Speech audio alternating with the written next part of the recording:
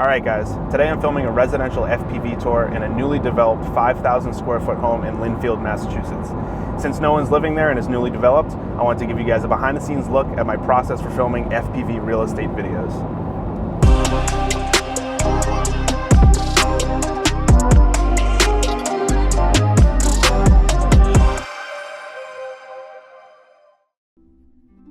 Alright, so we're at the house. Everything's all staged up. Like I said, no one lives here. So it's staged for the video and they have an open house this afternoon. So let's go inside and see what it looks like.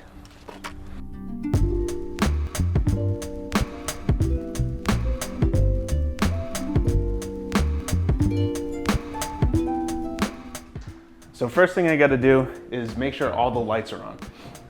When I'm doing this, I'll get a good feel for the layout of the house and I'll be able to find where I'm gonna actually fly the drone from.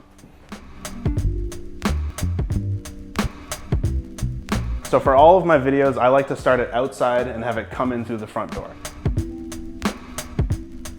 So I'm gonna have my buddy Sam, who's filming this video right now, open the door for the drone, and I'm gonna have it go straight through this area right here, and that's gonna lead us right into the living room. Once it's in here, I'll have it do a little loop, and then it's gonna go into this room right over here. And this is kind of like a first floor bedroom. Then we'll be able to go back through, show off the living room and the kitchen one more time, and then we'll go through this little pantry area right here, and this will lead us right into the dining room. Now the dining room connects with the entrance where we started, so now we've pretty much got the whole first floor, except for this little room over here, so we'll shoot across, go in here, and then we can go upstairs.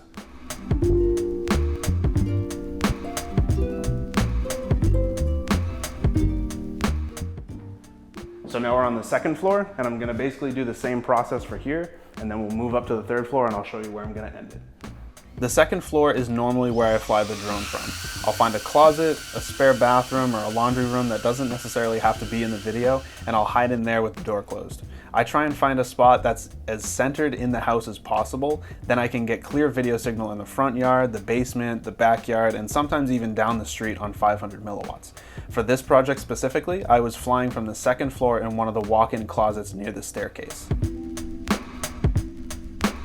All right, so now we're on the third floor. There's a couple rooms over here and a bathroom, but I'm gonna actually end the video by going out that window right over there.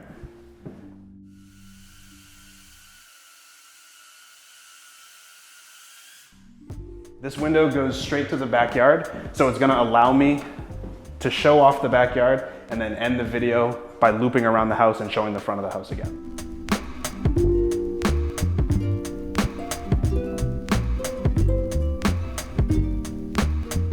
Once you have a good sense of the property's layout, you'll start to get a good idea of the route that you're gonna fly and where you're gonna fly from.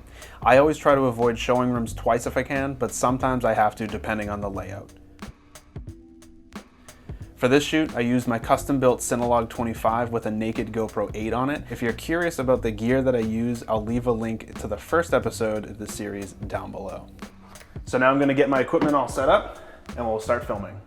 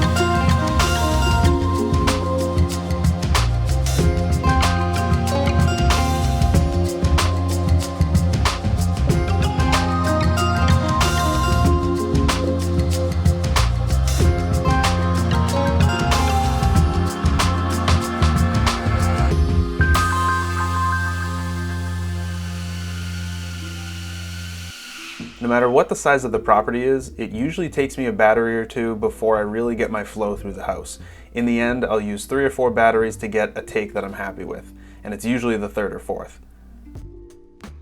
I've gotten emails asking why I don't speed ramp my videos, and I'm sure it'll come up on this video, but this is something that I normally do for larger properties and when the client wants it. A lot of the people that I work with actually prefer the fluidity of the video as is and like how it looks without speed ramping.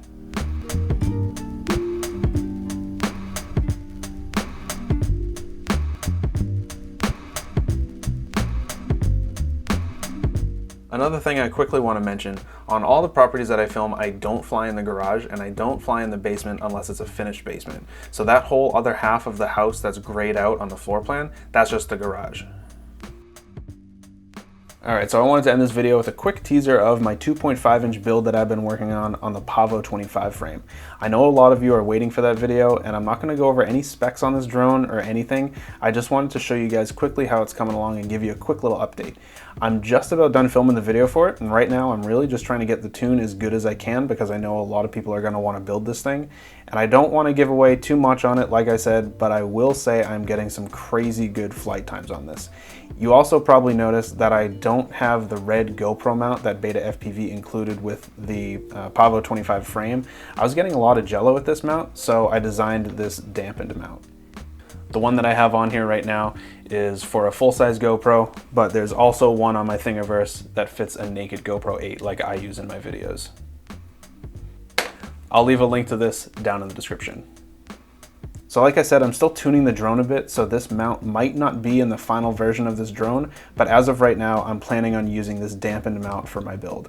So that's all I want to give away right now, but keep an eye out because the video on building and tuning this drone will be coming out in the next few weeks. So if you enjoyed this video, make sure you subscribe to the channel and ring that little bell so you're notified when I upload the next real estate FPV video. Make sure you like the video, and if you have any questions, leave it down below.